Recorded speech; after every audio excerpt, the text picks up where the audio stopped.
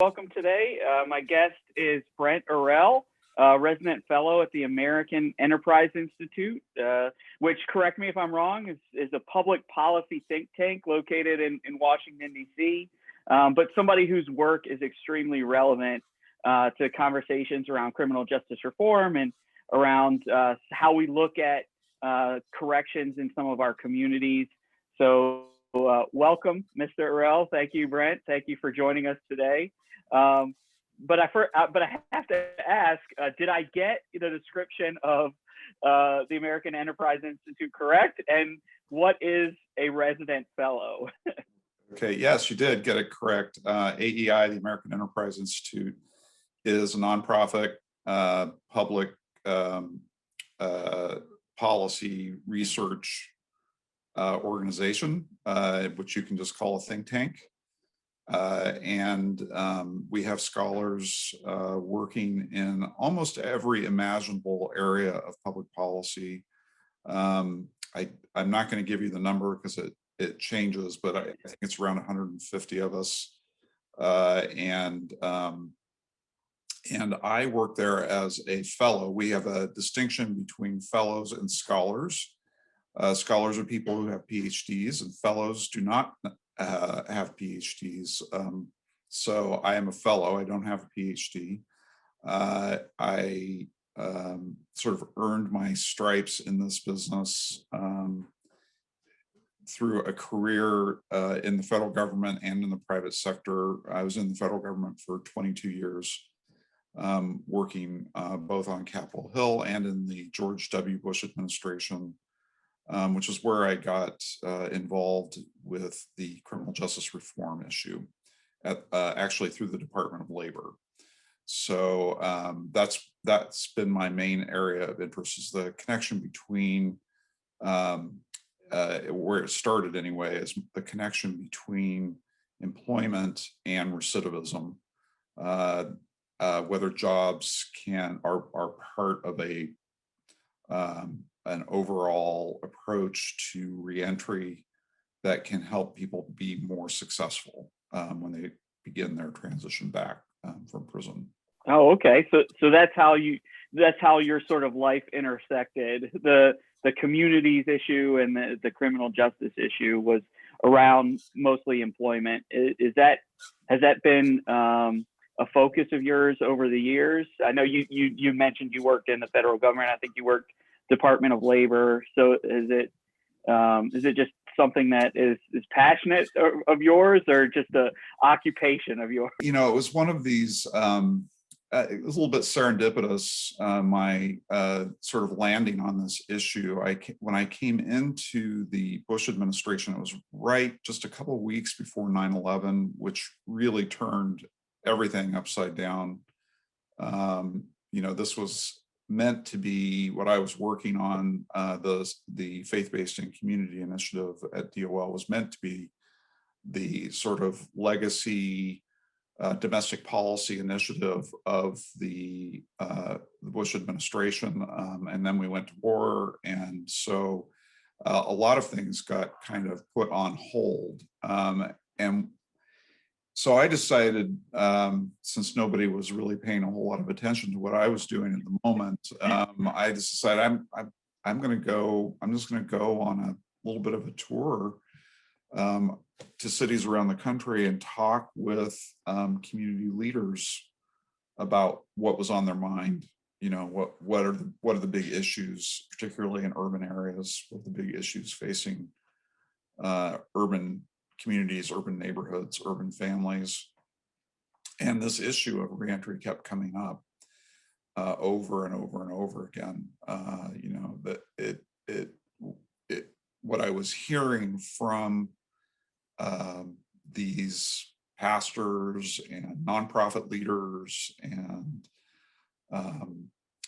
criminal justice representatives was, look, we've got this problem. We can't put these communities together fast enough to get ahead of the way that the returning citizens are unraveling them, because they're committing so many crimes when they come back. And they identified employment as a key issue. So that's how I got started on it, was really thinking about how could we do a better job of connecting returning prisoners to employment through community-based organizations. There's tons of them working in cities all over the country on this issue. And so that's what we did. And we scraped together some money, put together a grant program through the Employment and Training Administration. It was the first of its kind at the Department of Labor.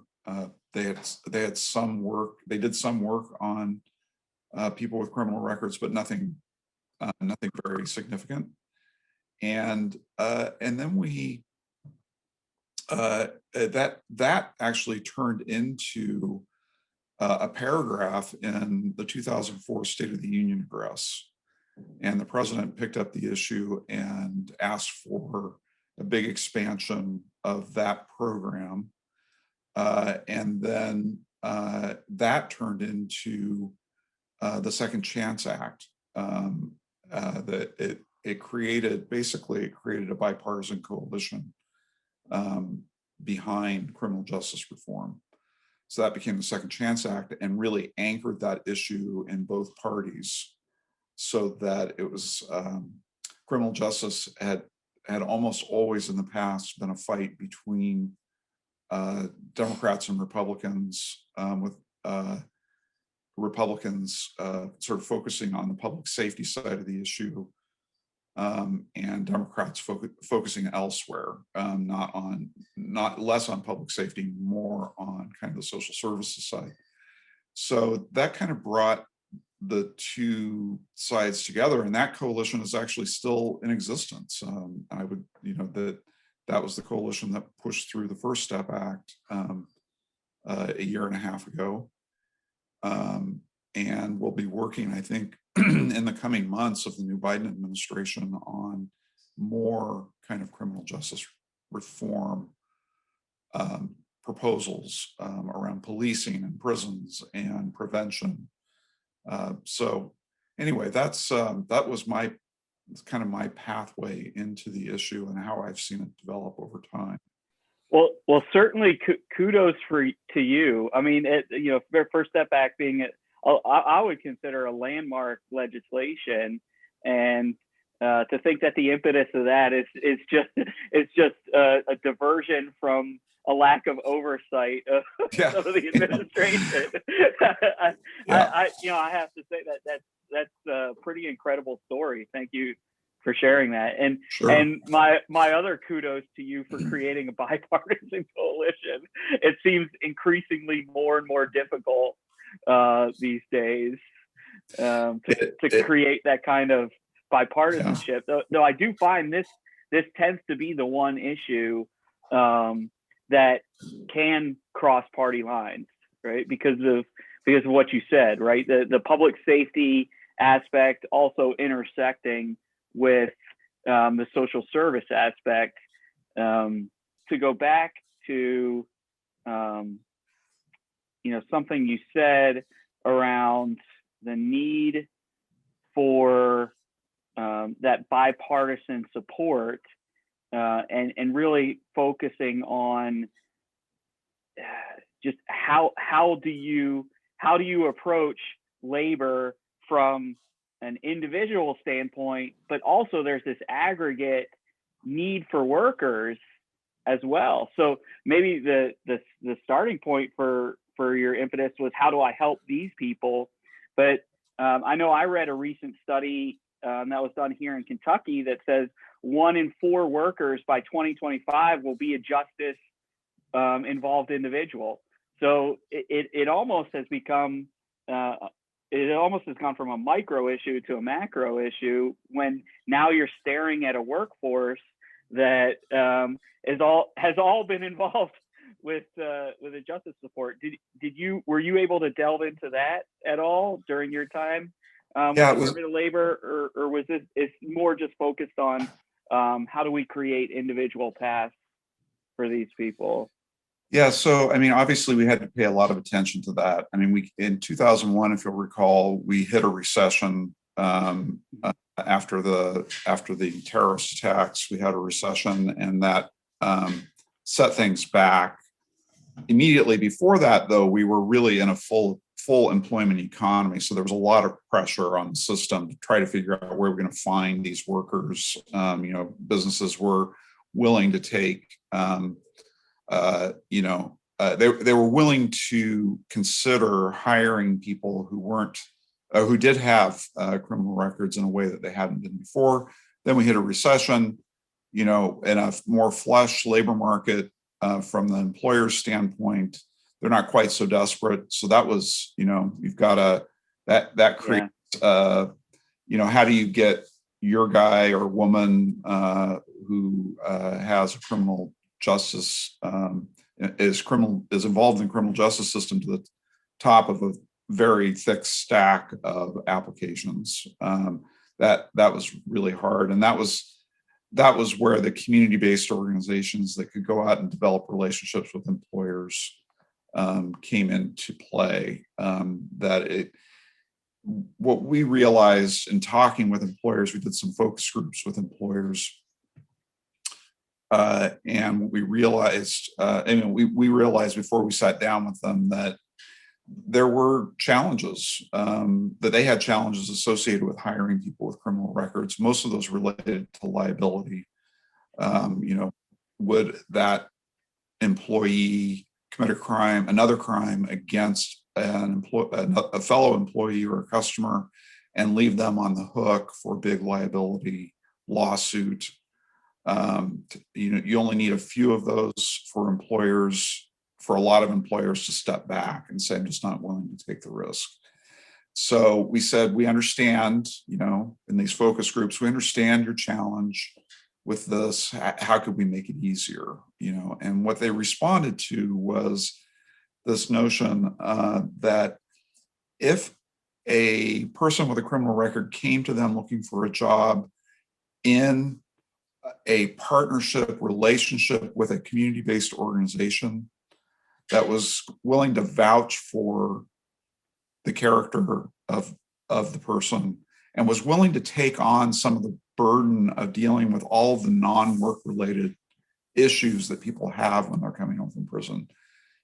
Businesses have to meet a bottom line. They're not social workers. They don't, they can't be responsible for housing and childcare and healthcare and substance abuse and all of those other things. So those are the two things that they told us, the employers told us, would make a difference, is if they had a community-based organization that would take responsibility for meeting those other needs and kind of providing coaching really to the person who's returning. Yeah, I mean, almost like the business is just one part of this support network that's required for rehabilitation or for the combativeness of recidivism. That's interesting. It's very interesting that you kind of got that from the business leaders, that at least from a perception that it's not just about, do they show up on time, do they show that they see their role in this greater reentry network. Because I mean, we know employment is such a huge correlation to recidivism, right? If you can't find a job, then I don't know, the likelihood that you recidivate, it increases exponentially. Well, so not having a job doesn't help with staying out of prison. It's clearly a factor among many factors that influence whether somebody recommits crime and goes back to prison. Yeah. But there's no evidence, or very little evidence, I should say, that if you get somebody a job who's got a criminal record, that's sufficient, or that will prevent recidivism. It doesn't actually. There's no evidence for that, and that's something that I've really learned in the last few years. Is having invested all that time in an employment program, on the theory that we were pursuing was, if we deal with this problem in the context of dealing with all of the other problems that we were discussing, then maybe people could succeed. But in fact, the evidence really doesn't support it. Over time, the people that were in our program ended up going back to prison almost as often as people who weren't in the program. So that really has forced me to kind of step back and say, well, what are we really dealing with here? And that really goes to the volume of essays that we published about a year ago called Rethinking Reentry. And we pulled together a bunch of scholars, people who are really deep in the subject matter. And basically, I just asked them to tell me what was going on. So we came up with a few different ideas out of that. Yeah, you beat me to the punch. I was just about to say that you had such a natural segue into the work that you've been doing over the past couple of years. I think I first became aware of your work through that study that you mentioned, the Rethinking Reentry, obviously a very close issue to me. So I was wondering if maybe you could just share a little bit about some of the findings that came out of your study, or out of the conversations that you were having with these scholars. Yeah, absolutely. So we pulled together the Arnold Ventures Foundation gave us a small grant to pull a group of scholars together, really from across the spectrum, and kind of have them engage in a multidisciplinary dialogue for about 18 months about what's working, what's not working in reentry. And it was a really fascinating discussion.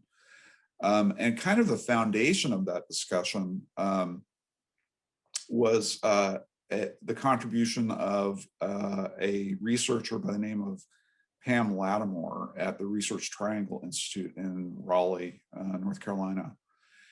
And she had been a Fed. She'd run criminal justice in the Justice Department. She has, been in research her entire life. And she basically went and looked back at all of the research on all of the programs related to reentry over a very long period of, 30, 40 years of activity at the federal level, trying to do something about this problem. And she, kind of reported to this group, and, it's like, really, when you look at it, none of these programs, none of these approaches have much to show in terms of positive impact on the problem that we're facing. And what's worse is that to the extent that there is evidence that we ought to be looking at closely and thinking about, is that in some cases the programs seem to have made the problem worse. Like people who are exiting prison who get no programming tend to do as well and sometimes slightly better than people who get programming, right? So the control groups are doing better than the experimental groups, and some, not in every case, but yeah, you could have heard a pin drop in the room, because these are all people who have really dedicated their lives to trying to make this better. They all know that is a fundamental truth that they need to grapple with. And so that's what we spent the rest of the time grappling with, really, or at least I did, was what do you do with that insight that you're not helping, you may be hurting. So what do you do with that? And so that's what kind of led me to what I wrote in the book, which is the final chapter, which is a way of thinking about reentry that is more focused. It is sort of more focused on cultivating agency among prisoners and less about trying to figure out what their risks are and then design programming around risks. How do we get people so the thesis of my chapter was, look, prison is just an endpoint for a long pathway that people have been following that has been full of interventions by government to try to prevent. We've got early childhood programs, we've got lots of truancy programs, we've got, just programs stacked on program targeted at trying to prevent this outcome. And yet none of them seem to be as effective as we would like them to be. And we may actually, what we may be looking at in terms among people in prison is people who have never really had a choice or have had their choices and their interests constrained by other people trying to tell them what to do. And then we take those people who have been conditioned to look to others all the time to try to figure out what they should do. We put them in prison, which is the ultimate structure, right? It's absolutely, yeah. you are told when to get up, when to go to sleep, Yeah. when to eat, when to bathe, when to exercise. There is that is a completely structured environment. And when they get to the end of that experience, we put them back out into the community and we wonder why they still haven't developed the tools, the internal mechanisms and tools that they need in order to make good decisions and choices. These are people who don't get choices, and all of a sudden they're thrust out of an incredibly structured environment into, the chaos of living, as an American in a free society. Anyway.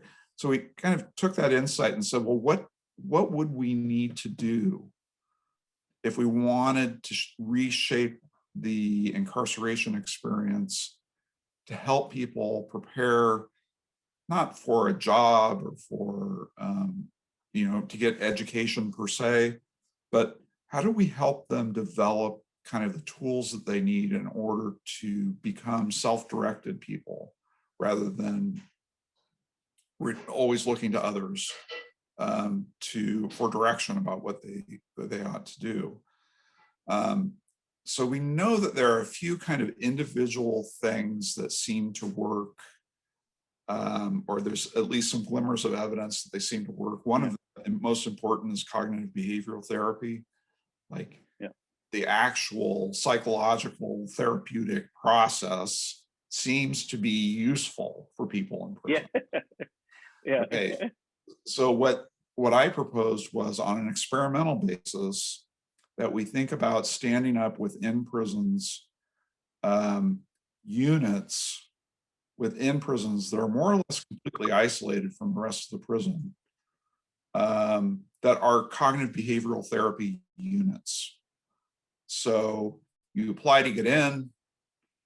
There are gates that you have to pass through in order to stay in. You have to remain engaged in the CBT process. Everybody in that unit, including the guards, or the corrections officers and administrative staff, anybody who's coming in contact with that group has to be steeped in these principles of cognitive behavioral therapy. So it's a total immersive environment.